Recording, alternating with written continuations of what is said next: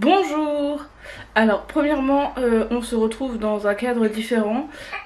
J'ai pas changé mon setup, c'est juste que là c'était plus simple de faire comme ça pour moi. Je voulais faire une vidéo sur la grossophobie parce que je veux juste en parler et les commentaires sont ouverts si vous avez envie d'en faire des débats, si vous voulez exprimer ce que vous avez déjà ressenti, etc. etc. N'hésitez pas, l'espace commentaire est tout à fait ouvert. Et je précise juste que si jamais il y a des messages inappropriés, s'il y a des choses qui ne vont pas, je supprimerai les commentaires en question. Vous n'êtes pas ici pour décharger votre haine. Donc on peut commencer cette vidéo et si vous avez cliqué dessus, vous avez déjà vu le titre. Et quel est le thème de cette vidéo? Eh bien c'est la grossophobie. Alors déjà, j'aimerais expliquer, parce que c'est pas forcément un mot très connu, c'est un mot assez récent. Qu'est-ce que c'est la grossophobie? Google nous dit donc grossophobie, ensemble des attitudes et des comportements hostiles qui stigmatisent et discriminent les personnes grosses, en surpoids ou obèses. Il n'y a pas meilleure explication. Parce que avoir des discours grossophobes, c'est tout simplement dénigrer une personne qui va être grosse. Tout simplement. Pour rappel, gros, grosse, c'est un adjectif. Ce n'est pas une insulte. Dire à quelqu'un ouais mais t'es grosse, ouais mais t'es gros, c'est pas à l'insulter. On est bien d'accord là-dessus. Je voulais juste revenir là-dessus quand même parce que c'est un adjectif. C'est pas là pour être insultant envers qui que ce soit. Enfin, voilà. Et je sais qu'il y a des gens, pour ne pas vexer, qui disent mais non t'es pas grosse, t'es ronde, t'es pulpeuse, t'as des formes ou t'as, je ne sais pas, il y a mille et une façons de le dire. On a compris, la personne elle est grosse. Et effectivement il y a certains qui vivent très mal ce mot, justement parce qu'il a été inclus depuis toujours comme une insulte, comme quelque chose de très très péjoratif. Ce qui en soi n'est pas le cas. Je suis grosse, bah je suis grosse, écoutez, c'est comme ça. Avant de parler en soi de la grossophobie, j'aimerais quand même mettre un point pour commencer, c'est que toutes les personnes qui sont en surpoids ou en obésité ne le sont pas parce qu'elles mangent trop et qu'elles font pas d'exercice. Il y a mille et une raisons qui font que. Du coup, j'aimerais juste vous dire que tout ce qui est problème hormonal, ça peut causer du surpoids. Tout ce qui est dépression et et certaines autres maladies, je ne connais pas toutes les causes, mais il y a ce qui est comme les dépressions ou ce qui nécessite des médicaments du même style que les antidépresseurs, ça fait prendre du poids. Être en dépression, ça peut faire prendre du poids comme ça peut faire maigrir, et les antidépresseurs, bien souvent, ils ont comme effet secondaire de faire prendre du poids. Ensuite, il y a tout ce qui est troubles du comportement alimentaire. D'ailleurs, je fais une petite parenthèse très rapide, l'anorexie est une maladie mentale. Une personne qui est toute maigre n'est pas forcément anorexique, mais un anorexique peut être obèse comme il peut être maigre. Voilà, ça peut paraître aberrant pour certains d'entre vous. Il y en a, ils se disent non mais elle est obèse, elle peut pas être anorexique. Anorexique ce n'est pas physique, c'est mental.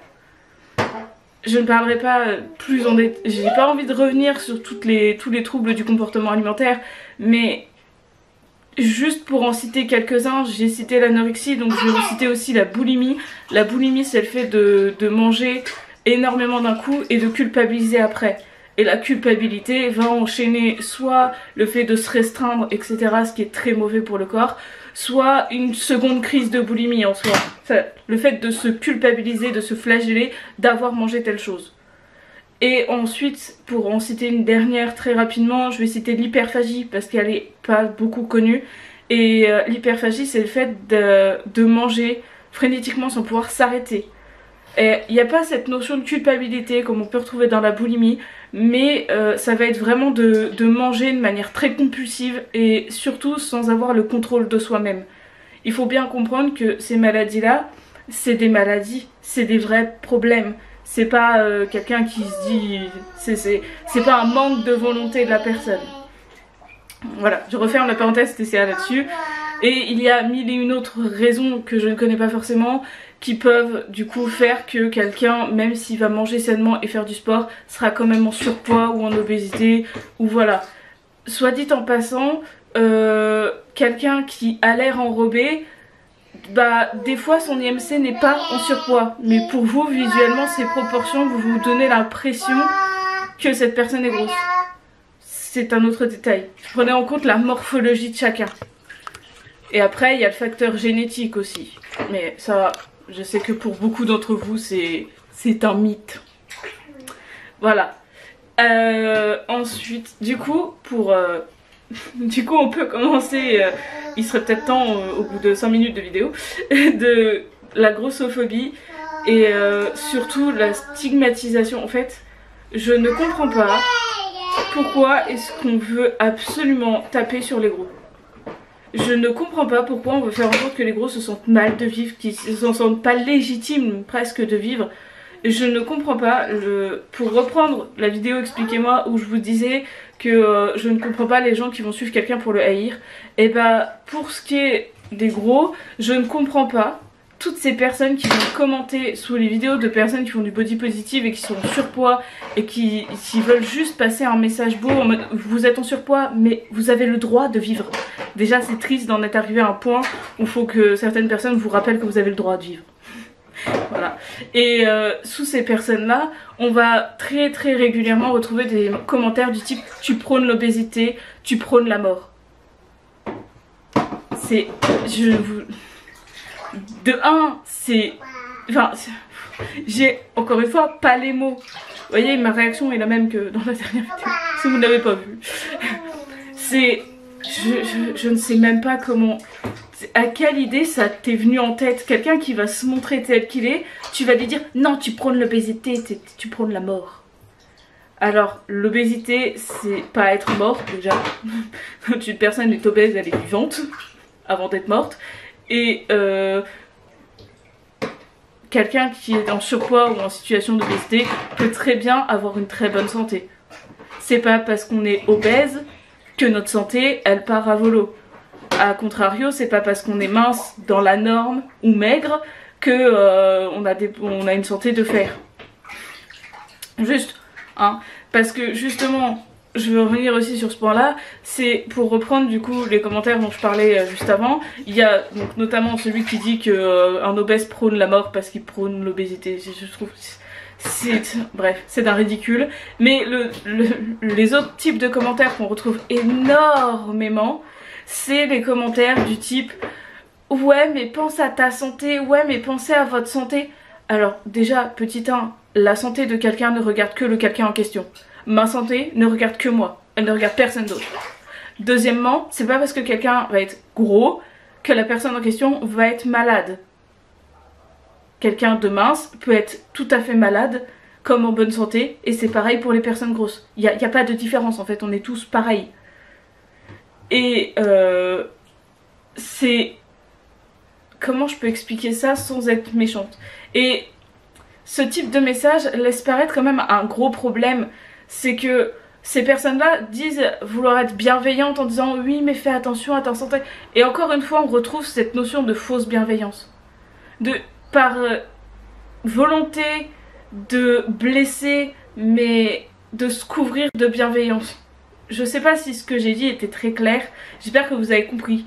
Si c'est pas le cas, n'hésitez pas à me le dire, hein. J'essaierai de vous expliquer s'il y a des choses que je dis que vous ne comprenez pas. N'hésitez pas à me mettre en commentaire, j'ai pas compris ce que tu dis, et j'essaierai de vous réexpliquer, il n'y a pas de problème. Maintenant je vais vous lire quelques témoignages, certaines choses que j'ai pu trouver, juste pour vous faire comprendre ce que c'est le problème et ce que ces personnes peuvent vivre. Je suis donc allée sur TikTok pour aller voir tout ce qu'il y avait et j'ai mis de côté tout ce que je trouvais intéressant. Et là par exemple, je suis sur le TikTok d'une personne qui montre ce qu'elle mange dans la journée. Et elle est en situation de surpoids ou d'obésité, je ne sais pas, je ne suis pas dans sa vie. Et cette personne va montrer que à la fin de la journée, elle se prend un kebab. Et dans les commentaires, on retrouve oh bah tout s'explique, oh bah je m'attendais pas à la voir manger du riz et des légumes. Le contraire m'aurait étonné. Enfin, c'est tout des... Je ne sais pas comment vous expliquer, mais c'est des commentaires qui vont mettre en avant le fait que bah elle est grosse, elle mange un kebab, mais elle devrait pas, c'est pour ça qu'elle est grosse. Vous prenez la même alimentation, mais sur une personne qui va montrer qu'elle mange ça, mais qu'elle est mince, il n'y aura aucun problème. Personne va venir lui dire « Oh bah je m'attendais à ce que tu manges du riz carotte. Oh bah ça m'étonne pas que tu sois obèse alors. » C'est triste parce que vous prenez un fast-food, n'importe lequel. Vous voyez une personne mince qui rentre dans ce fast-food, ça ne posera de problème à personne. Il y a une personne grosse qui va rentrer dans ce fast-food, elle va se faire stigmatiser parce que les gens vont dire « Ouais, tu devrais pas manger ça, t'as vu comment t'es ?» Là par exemple, il y a le témoignage d'une jeune fille qui avait comme une gastro mais depuis un certain temps et qui est donc allée chez le médecin. Et ce médecin n'a fait que lui parler de son poids. En lui sous-entendant que bah ça fait 15 jours que t'arrives pas à manger, bah c'est pas grave vu que t'es grosse, t'as de la réserve. Alors, je trouve que c'est aberrant. Je ne conçois pas qu'un médecin qui a fait des études, quand même, ça demande beaucoup d'études de devenir médecin, se dise ah bah tiens, mon patient a un problème, il est gros, c'est ça le problème, il n'y a pas d'autre problème. Et ce genre de témoignage qui met en avant la grossophobie dans le monde médical, il y en a vraiment beaucoup. Il y a des personnes où ils ont été en situation où ils avaient besoin d'appeler une ambulance, et quand les ambulanciers sont arrivés, on lui a dit non, on peut pas vous prendre en charge parce qu'on n'a pas le matériel adéquat. Et enfin, il y a énormément de choses comme ça. Vous vous rendez compte que quand une femme grosse va aller pour faire une échographie, on va lui répondre bah ça sert à rien, on verra rien avec votre gras. Si on lui a prescrit si elle demande une échographie, c'est pour une raison valable. Au lieu de dire on verra rien à cause du gras ou je ne vois rien à cause du gras, approfondissez l'examen, faites quelque chose. Enfin, il y a plein de situations comme ça. Il y a plein de médecins qui, quel que soit votre problème, si vous êtes en situation de surpoids, va mettre votre problème sur votre surpoids. J'ai notamment aussi vu, il y a peu de temps passé, quelqu'un qui expliquait qu'elle avait des problèmes pulmonaires depuis plus d'une dizaine de jours. Et chaque médecin qu'elle a été voir lui a répondu que non mais c'est pas un problème au poumon, c'est votre surpoids le problème. Ou c'est pareil, j'ai vu aussi des témoignages de personnes qui ont juste pris un rendez-vous chez le dentiste et la première chose que le dentiste a fait à cette personne c'est on va s'asseoir, on va parler de votre poids d'abord. T'es dentiste. C'est quoi ton problème? Et vous voyez, ça c'est des choses qu'une personne dans la norme ne subira pas. C'est ça qu'on appelle de la grossophobie. Alors là, je prends un autre TikTok, c'est les phrases qu'on m'a dit concernant mon poids. Alors ça, si tu prends encore 2 kilos, je vais te tromper. Sérieux, fais un régime à force, j'ai honte de te montrer à mes potes. Pourquoi t'es sortie avec elle? C'est drôle, on fait quasiment le même poids, sauf que moi c'est du muscle et toi c'est de la graisse. C'est des choses qui ne se disent pas. Ce n'est qu'un... c'est un léger exemple, très sincèrement. Après, là je pourrais vous parler, c'est pareil, d'une personne qui montre ce qu'elle mange tous les jours. Elle, en plus, très sincèrement, je la trouve pas spécialement grosse, elle a peut-être un petit surpoids, mais ça a l'air très léger, vraiment. Et là, le commentaire auquel elle réagit, c'est « Ouais, mais on t'a dit de manger un repas complet, pas 13 plats, personnellement, je prends un café et une pomme, et puis ça me suffit largement, tu devrais essayer. » Alors que la personne montre ce qu'elle mange. Là, c'est une personne qui est en Corée du Sud, et du coup, le petit déjeuner, c'est les restes de dîner de la veille, par exemple. Enfin, c'est quelque chose principalement de salé, et ça va être plein de petits plats, parce que c'est comme ça, en Corée du Sud, vous mangez, c'est plein de petits plats prêts. Et elle se fait tacler sur ça, alors qu'au contraire, déjà, premièrement, c'est très sain de manger au petit déjeuner, de bien manger au niveau du petit déjeuner. C'est très mauvais... C'est très mauvais de rater un repas. Et c'est marrant parce qu'elle aurait été mince, personne ne lui aurait fait la moindre réflexion. Parce que je peux vous assurer que j'ai regardé la vidéo dont vient ce commentaire, et elle ne mange pas gras, elle ne mange pas en énorme quantité. Je vois même pas le problème. Très sincèrement, c'est fatigant. Là, je prends une autre personne qui dit les questions qu'on me pose tout le temps vu que je suis ronde. T'arrives à voir tes pieds avec ton gras? T'es enceinte de combien? Est-ce que tu te sens bien? Genre sincèrement tu songes pas à changer un peu? Mais du coup tu dois vite t'essouffler. C'est impossible de s'aimer avec ton physique, même si t'as un beau visage, c'est dommage. Alors ça c'est pareil, le nombre de fois où j'ai vu, ou même entendu, hein, c'est dommage que tu sois comme ça, t'as un joli visage. Alors premièrement, votre avis ne m'intéresse pas, et deuxièmement, j'ai beaucoup aimé, j'ai malheureusement pas gardé, donc je ne sais plus qui est la personne qui a fait ça, ou dit ça, mais il y a... j'ai vu passer si l'avis que tu as donné, la critique que tu as à faire sur la personne n'est pas modifiable dans les 15 secondes, tu fermes ta bouche. Et je suis tout à fait d'accord. Et cette personne a pris en exemple, ah excuse-moi mais t'as quelque chose entre les dents. Ça peut se modifier tout de suite. Ah excuse-moi mais t'as une tache à tel endroit. Ça peut se modifier, y a pas de souci. Ah excuse-moi t'as quelque chose dans les cheveux. Y a pas de souci. Par contre, ah mais t'es grosse. Ah mais t'as plein de boutons sur le visage. Ça vous apporte quoi de dire ça? Parce que très sincèrement, quelqu'un qui est en situation d'obésité ou de surpoids, elle en a conscience. Elle le sait. C'est la vie qu'elle mène, cette personne. Donc elle le sait. Quelqu'un qui a une peau acnéique, qui a beaucoup de boutons, qui fait une crise d'acné, elle le sait, elle le voit. Vous n'êtes pas obligé de lui rappeler. Ça, très sincèrement, là pour le coup, je reprends. Expliquez-moi, mais expliquez-moi. Là, c'est le même principe que la dernière fois. Je ne comprends pas pourquoi et qu'est-ce que ça vous apporte, qu'est-ce que ça amène, qu'est-ce que ça vous fait vous sentir mieux, supérieur à ces gens-là. En parlant de choses, en reprenant ça, je me rappelle aussi que j'ai vu beaucoup de fois passer le fait qu'il y ait des gens qui arrivent dans une pièce, dans un bus, dans une soirée, qu'importe l'endroit, qui va scruter toutes les personnes juste pour se rassurer en se disant ça va, c'est pas moi la plus grosse ou le plus gros. C'est un exemple de grossophobie intériorisée. Et oui, si vous avez un problème avec votre poids et que vous vous dénigrez par rapport à ça, vous êtes grossophobe, même si c'est envers vous-même. Après, vous pouvez vous en vouloir à vous-même ou faire ce que vous voulez. Attention à ne pas développer de TCA juste. Et c'est ce que vous n'avez pas envie qu'on vous dise, ne le dites pas. Très sincèrement. Et c'est pas parce que vous allez dire à quelqu'un t'as pris beaucoup de poids récemment que ça va lui faire un déclic à qu'elle va se dire oh oui c'est vrai j'ai pris du poids vite il faut que j'arrête de manger.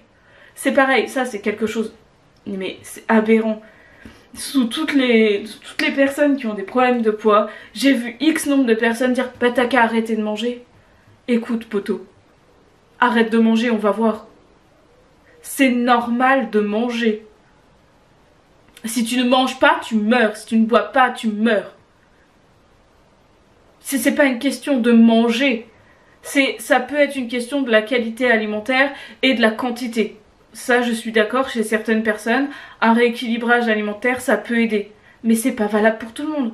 Pour rappel, quand je parlais de problèmes hormonaux, etc., pour prendre en exemple, on a des problèmes de thyroïde qui peuvent causer du surpoids. On a aussi la pilule contraceptive. Et venez pas me dire c'est pas vrai. C'est écrit dans la notice.